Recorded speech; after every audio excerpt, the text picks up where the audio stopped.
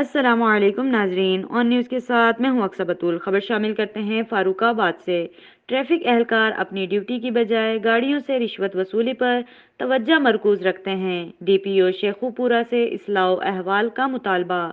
لاری اڈہ فاروق آباد پر ٹریفک کا جام رہنا معمول بن چکا ہے، جس کی بنیادی وجہ ٹریفک پولیس کی اپنی پیشہ ورانہ ذمہ داریوں سے عدم توجہ ہے۔ اہلکار صرف لوڈر گاڑیوں سے رشوت وصولی پر توجہ رکھتے ہیں۔ ان کی ڈیوٹی لاری اڈہ پر ہوتی ہے اور وہ دنوں نہروں کے سنگم میں پیٹرولنگ پولیس چوکی کے سامنے اور سچا سودا کے قریب ناکہ لگا کر رشوت وصولی کرتے رہتے ہیں۔ حالانکہ پیٹرولنگ پوسٹ اور سچا سودا چوکی پر ٹریفک جام رہنے کی کوئی شکایت نہیں ہے۔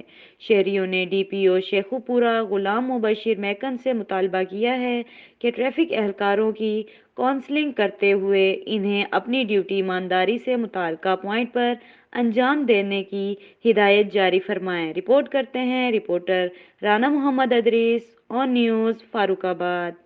لائک کریں، کمنٹ کریں، شیئر کریں اور بیل آئیکن کو پریس کرنا مت بھولیں۔ دیکھتے رہیے آن نیوز۔